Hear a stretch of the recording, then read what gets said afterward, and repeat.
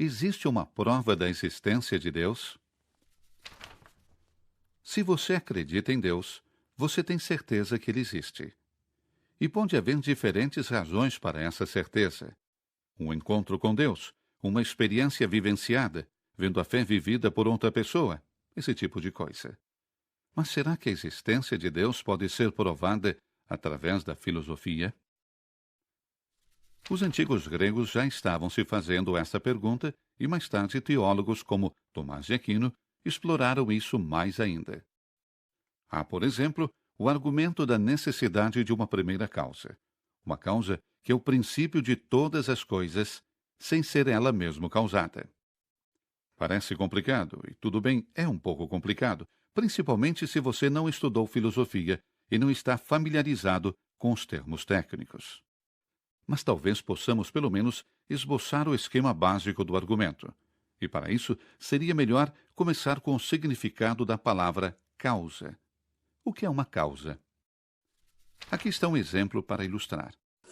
Esta engrenagem movimenta outra engrenagem. A primeira engrenagem é uma causa, a segunda engrenagem é um efeito. A relação causa e efeito pode ser encontrada em todo o mundo, não apenas quando são engrenagens.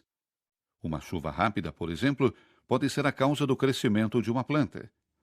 A corrente elétrica pode ser chamada de causa da luz de uma lâmpada. E se um pai entrega uma tocha para seu filho, então ele pode ser chamado de causa da tocha nas mãos de seu filho. Esses são apenas 4 exemplos facultativos de causas e efeitos. E se olharmos atentamente, vamos perceber o seguinte. Certo. Existem 2 tipos de causas. Nestes 2 exemplos, o efeito continua mesmo quando a causa deixou de estar ativa. A planta pode crescer por causa da chuva, mas continua a crescer mesmo depois que a chuva parou. Da mesma forma, o menino poderia estar segurando uma tocha por causa do seu pai, mas ele vai continuar a queimar mesmo quando o pai for embora. Com os outros 2 exemplos, no entanto, é muito diferente. Aqui vemos que o efeito cessa assim que a causa não está mais ativa. O efeito depende direta e simultaneamente da causa. Se a corrente elétrica acaba, a luz se apaga. Se a primeira márcia não está se movendo, então a segunda márcia vai ficar parada. Em ambos estes casos, o efeito depende da causa aqui e agora. Tudo bem. Vamos agora estender estas relações adicionando mais elementos, criando cadeias causais, como são chamadas. Isso vai mostrar a diferença mais claramente. É fácil, no entanto, das engrenagens. Acabamos de adicionar mais algumas. No caso da lâmpada, podemos adicionar um rio e uma usina hidrelétrica. O rio gira as turbinas, que são ligadas a geradores que geram eletricidade que acende a lâmpada. No caso da planta, podemos adicionar o sol como uma causa anterior. O sol causa a evaporação da água, o que leva à formação de nuvens, que condensam quando esfriam e causam a chuva, que em seguida faz com que a planta cresça. No caso do menino, poderíamos dizer que seu pai havia recebido a chama de seu próprio pai, que por sua vez tinha recebido de seu próprio pai, que por sua vez havia recebido de seu pai, e assim por diante. Agora, cada sequência de causa e efeito foi ampliada para formar uma espécie de causas, uma cadeia causal. E a diferença entre os 2 grupos é agora ainda mais visível.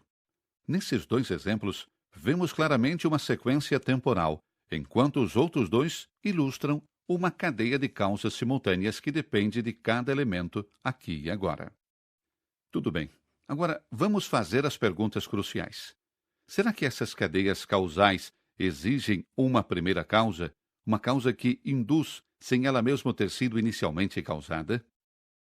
Bem, no caso de uma sequência temporal, logicamente não é necessária a existência de uma primeira causa.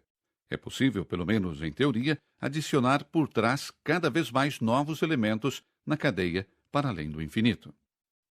No caso de sequências simultâneas, isto não é possível. Por aqui, cada elemento depende direta e imediatamente do elemento anterior a ela. Na verdade, o seu poder de agir como uma causa em qualquer momento depende da causa que o precede. Sem a causa anterior a si, não poderia causar efeito em nada. Se tentarmos expressar isso em números matemáticos, poderíamos dizer que cada elemento na sequência por si só é um zero. Apenas por conta do elemento anterior é que ele se torna ativo, ou seja, 1, 1. Portanto, se a cadeia causal dessa natureza fosse infinita e também sem ter uma causa primeira, então ela seria um número infinito de zeros, e nunca poderia existir um efeito. Mas como existe um efeito, tem que haver uma primeira causa. Traduzido para o reino do ser, isso significa que deve existir uma primeira causa, e essa primeira causa é chamada Deus. Aí está, a prova da existência de Deus. Embora nós devemos reconhecer que, a rigor, esse argumento não prova a existência de Deus como nós acreditamos nele, o Deus de Abraão, de Isaque e de Jacó. Contudo, isso prova ser razoável sustentar que há algo que, com justiça, é chamado de Deus.